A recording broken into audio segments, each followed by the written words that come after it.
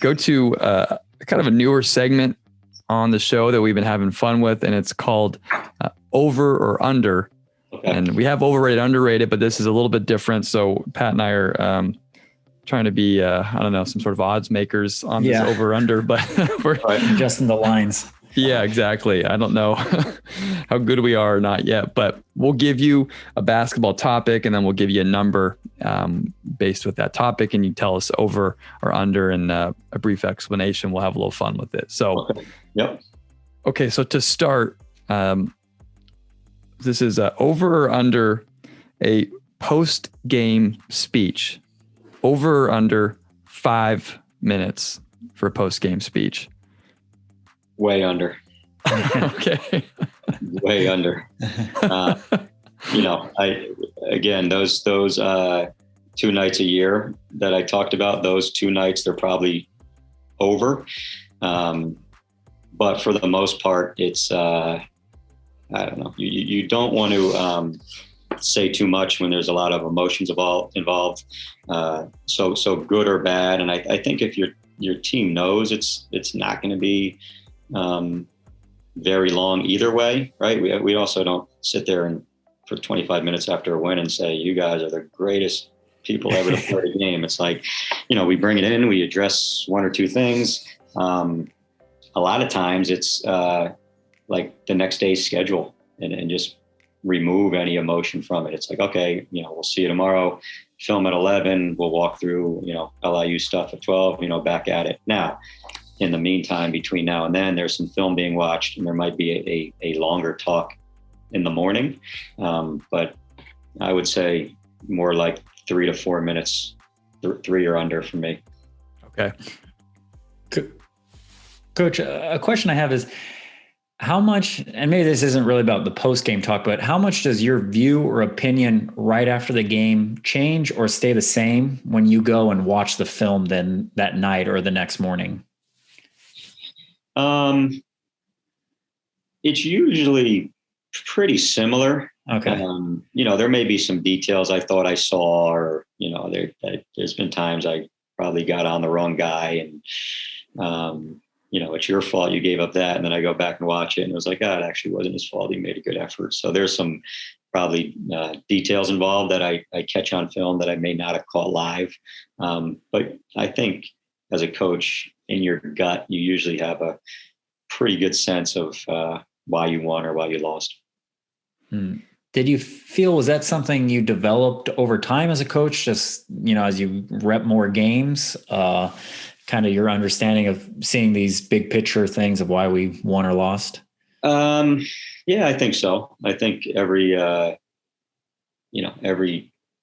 game that goes on, you get every year, every another 30 games, you just, it slows down a bit for you. I remember my first year, that first time out, I was like, holy shit, is that 8 seconds? I didn't even get to do anything, right? You just get a little bit more comfortable with everything that's going on around you, the more games you're involved in, like anything. Yeah, absolutely. Coach, that question is always funny because just, I remember as a player myself, my parents would always ask me, hey, what did the coach say after the game? And I could never remember one word in a post-game speech. So now the same thing, we try to keep it short after the game. So, all right, Pat. Okay, Coach. Over or under the number of minutes you'll spend 5-on-0 offensively in a practice? 10 minutes. Under. Okay. Under. Not much under. I mean, we go probably,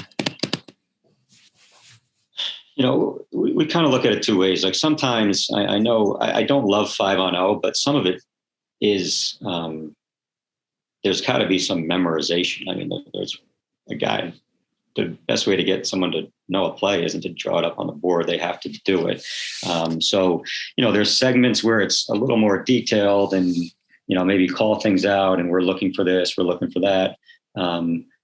But we like to do that more with defense. Our 5-on-0 is quick, just memorization, assistant coach on each side of the floor, 5 minutes on the clock, get through as get through as much as our stuff as you can in the next 5 minutes. And then if there's guys that, struggle to remember ththings, which we've got a pretty good IQ group.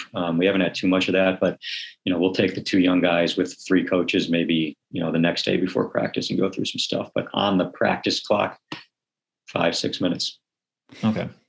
Coach, earlier in the interview, you talked about you would do these perfect defensive slide, kind of visually so they could see it. And you were talking about how they went 60, 70% on those. On 5-on-0 offense, are you 60, 70%, 80%? Are they going 100% in 5-on-0? We'd like it to be 100. Okay. But we do have, it was my assistant, Phil Gaetano. He brought it, he said, we do so well with this perfect defense. We should probably start doing some like perfect offense segments and, walk through it for the first time and put 2 or 3 things in. I stole it from our football guys. We'll call it like an install day. Yep. But when we are going, we would like, I got to do a better job coaching it, but we would like, hard cuts and setting up cuts. It's hard. It's I don't know, to use your imagination, and we could all say, get open like Marcus Smart's guarding you. It's like, yeah, okay. He's not guarding. There's no one in front of him. So, I don't know. I've seen a lot of practices. I haven't seen too many great dummy offense segments. Yeah, absolutely. All right, Coach, my next over or under, and the number here is also going to be 10, but it is number of half court sets in your playbook, over under 10 for the season. Significantly over. Okay. Significantly over. Now this, I bet you I'm actually looking at a board. There's probably 8 to 10 to start the year. Mm-hmm. The card by the end of the year looks ridiculous. It's probably more like 40 to 50, but we're not running all those things by the end of the year. Now, a lot of this stuff is super, super quick hitting. And it's all out of the 2-guard alignment. Some of it might just be literally one person doing one different thing. So it's not, if you asked our guys, I don't think they're like overwhelmed by the amount of stuff we have put in. I think it's just, we're running this and we're running this punch, and that means we're going to throw it into Jordan Minor and post them. So it's not, it looks like a lot if you looked at all the names, but it's fairly simple stuff. Coach, as you move through a season and as you look at your playbook, how do you decide what needs to be maybe tweaked or changed, and what needs to be just like, we got to get rid of it, it doesn't work? Yeah, I think, obviously what works, what doesn't, by what you're scoring on and whatnot. But I think some of that is player driven as well. I think certainly one of the, I asked Mike McDonald, who worked for John Beeline. We did a little two-guard clinic with myself and him and Ted Hotown from New Haven, Bob Montana, former coach of Union College Division III. And he said that, the 2-guard is great and everybody wants to know it and everyone wants to know this and that. And he said the best thing that Coach Beeline did is figure out in the preseason how they were going to score, what each of his players were good at. And, it's not the same stuff every year. It's, we might on some years he's running guard through just to hit, Karis LeVert off that slice cut and post him for an ISO. And it's, a lot of the same plays, but calling different guys' numbers. And I think throughout a year, it's kind of who's playing well, what works, we thought it was going to be a good play for this guy to post. And after 5 games, maybe it's not. So just kind of watching and revamping and looking what's working and what's not working. But I think that, the biggest thing is putting your guys in position to use their strengths. We try and find a lot of mismatches. We have a lot of kind of drive ISOs based on picking on a certain guy. And that, obviously changes game to game. Coach, interested, you said you got, a board behind you with all the names of the sets and whatnot. I'm interested in the organization of those plays. Do you have them organized by like the way they start, like set families? Do you have them organized by shots for certain players? Do you have them organized by, end of game situations? I mean, I guess, how is that full board organized? So and this is the on my right that I'm staring at, it's everything defensively that we want to guard in the order that, just over time, what's the most common stuff, starting with the basic slides, going to high post touch, short corner touch, penetration, double high post, inside ball screen, outside ball screen, overloads, etc. Right. So that's kind of that. This was early.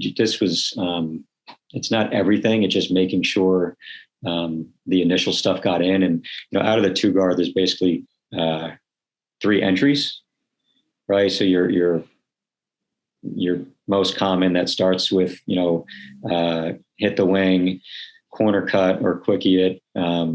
Opposite guard comes over for the catch, going into that pin down, and really a lot of passes just to get to what we call a pinch, and what most 2-guard, they call it the jungle, right? Elbow, wing, corner, right? So that's an entry.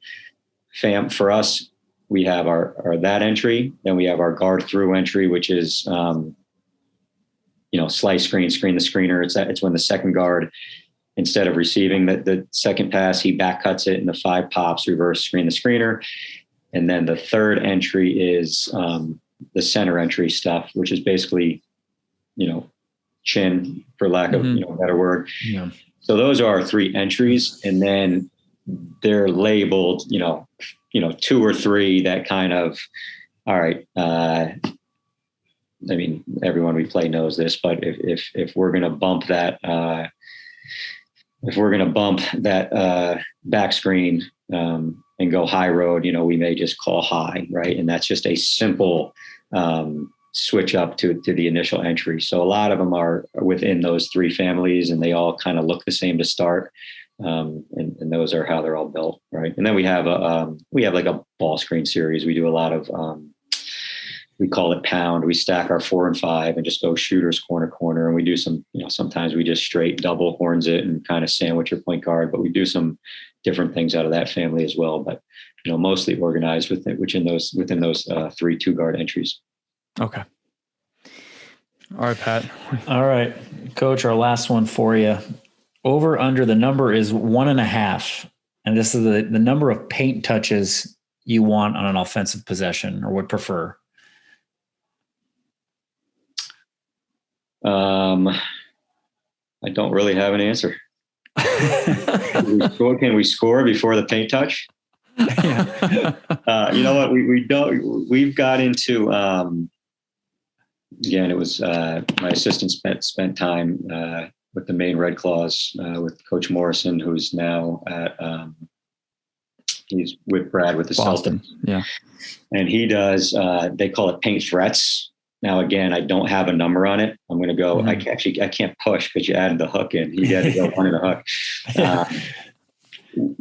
We like to talk about more the actual threat of the paint, right? So a good hard roll is the same as the ball getting in there. A good hard cut, running your lane hard in transition, anything that kind of sucks in the defense is our paint threat. So we're not talking as much about you have to get the actual basketball to the paint. We're talking more of, what are we doing to shrink the defense, the threat of the paint. And the numbers are unbelievable. I don't have a ton of manpower, so we don't ever kind of follow through the whole year on it. The Celtics do, but we've done it in segments, and it's amazing. The 3-point percentage on paint threat threes versus non-paint threat threes, which, non-paint threat 3 would be most off the dribble ones and kind of just swing shot for no reason.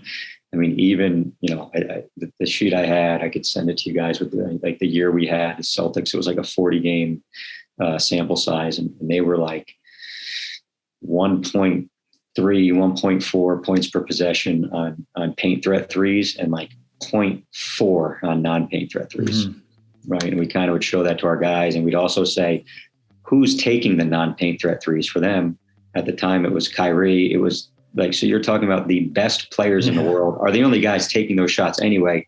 And they're at, 0.4 points per possession. So we like to kind of focus more on something that shrinks the defense and getting that paint threat.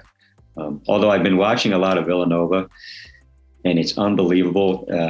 Coach Wright's whole catch to shoot, they don't even need a paint threat at times because they're like a simple swing, catch, shot. Their guys are always so shot ready that they make some that most coaches would be like, I can't believe you just took a 1-pass 3. But if you watch their players, they are always ready to shoot every time they catch the ball. So, they step into a simple swing shot the same way that, everyone else in the world would step into like a, drive kick extra shot. They're just always ready to shoot. So kind of we're exploring some of that a little bit in the off season here. Okay. Coach, if we were to tweak that question, say over under 1.5, I guess paint threats per possession, then how many are you looking for? Does that even matter? Doesn't matter. I mean, I think if you can get that one good one, because that would the other thing in that study was it didn't really matter that there wasn't that much of a correlation between how many were actually in a possession. It was just, are you making the other team pay on that, paint threat, right? We could have a great paint threat and make the wrong read. So I'm not caught up on, if we can come down and if we literally can drag in transition and that roll sucks in the defense and we can kind of hit the lift or hit the shake and get an open 3, I don't think there's any need to have a second, third paint threat. So sure. Yeah. Okay. Well, Coach, you're off the over or under hot seat. Thanks for just throwing the last question out. That was a good cover. Yeah.